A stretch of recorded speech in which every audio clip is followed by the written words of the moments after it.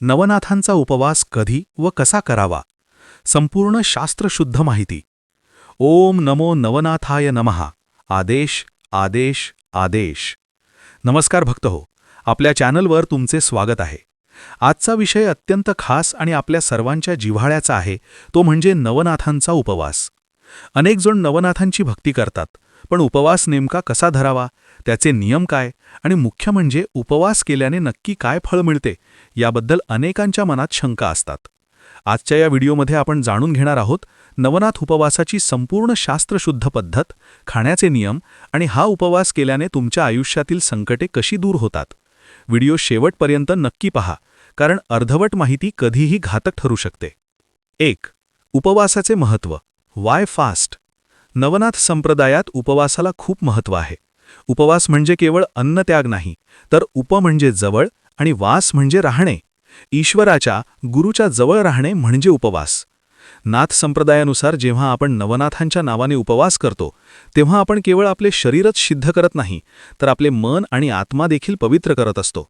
हा उपवास संकटे दूर करणारा, पितृदोष निवारण करणारा आणि मनाला असीम शांती देणारा मानला जातो. 2. उपवास कधी धरावा. When to fast. आता सर्वात पहिला प्रश्न, नवनाथांचा उपवास कधी धरावा. शास्त्रात आणि अनुभवानुसार यासाठी काही विशेष दिवस सांगितले आहेत. 1. गुरुवार. गुरुवार हा गुरुतत्वाचा दिवस आहे. नवनाथ हे गुरुस्वरूप आहेत, त्यामुळे गुरुवारचा उपवास सर्वात श्रेष्ठ मानला जातो. 2. अमावस्या. जर तुम्हाला पितृदोष किंवा काही बाधा असतील, तर अमावस्येला नवनाथांचा उपवास करणे अत्यंत प्रभावी ठरते. 3. एकादशी. मन आणि शरीर शुद्धीसाठी एकादशीचा दिवस उत्तम आहे. 4. नाथ जयंती किंवा कोणत्याही नाथ यात्रेच्या दिवशी तुम्ही हा उपवास धरू शकता. तुम्ही सुरुवातीला आठवड्यातून एकदा, शक्यतो गुरुवारी हा उपवास करू शकता. 3. उपवासाची विधी. The ritual. आता पाहूया उपवास कसा सुरू करावा, स्टेप बाय स्टेप. 1. पहाटेची वेळ. उपवासाच्या दिवशी पहाटे लवकर उठावे. स्नान करून स्वच्छ धुतलेले वस्त्र परिधान करावे. 2. संकल्प. देवघरात जाऊन दिवा लावावा. उजव्या हातात थोडे पाणी घेऊन मनामध्ये संकल्प करावा की हे नवनाथ महाराज, माझ्या जीवनातील अडीअडचणी दूर करण्यासाठी आणि तुमच्या कृपेसाठी मी आज हा उपवास करत आहे, तो निर्विघ्नपणे पार पडू दे. आणि ते पाणी ताम्हणात सोडावे. 3. नामस्मरण.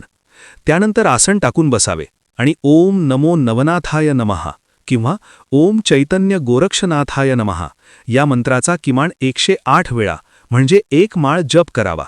शक्य असल्यास नवनाथ भक्तिसार ग्रंथातील एखादा अध्याय वाचला तर ते सोन्याहून पिवळे. 4.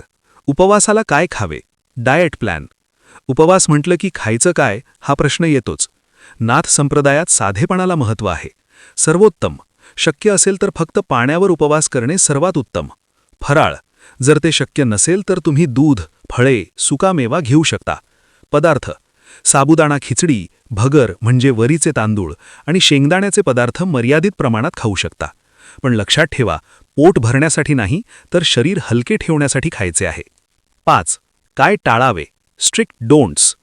उपवासाच्या दिवशी काय वर्ज्य आहे हे खूप महत्त्वाचे आहे. 1. कांदा लसूण पूर्णपणे बंद. 2. व्यसन. दारू, तंबाखू, सिगारेटला चुकूनही स्पर्श करू नका. नाथ संप्रदाय वैराग्याचा मार्ग आहे, तिथे व्यसनाला जागा नाही. 3. आचरण. सर्वात महत्त्वाचे, खोटे बोलू नका, कोणाचा अपमान करू नका आणि राग शांत ठेवा. दिवसभर मौन पाळण्याचा प्रयत्न करा. 6. उपवासाचे फळ. बेनिफिट्स. जर तुम्ही या नियमांचे पालन करून श्रद्धेने उपवास केला तर त्याचे फळ नक्की मिळते. 1. तुमच्यावर आलेली अचानक संकटे दूर होतात. 2. मनातील भीती कमी होऊन आत्मविश्वास वाढतो. 3. घरात सुख आणि शांती आणि समृद्धी येते. 4. आणि सर्वात महत्त्वाचे म्हणजे गुरूंची कृपा तुमच्या पाठीशी उभी राहते.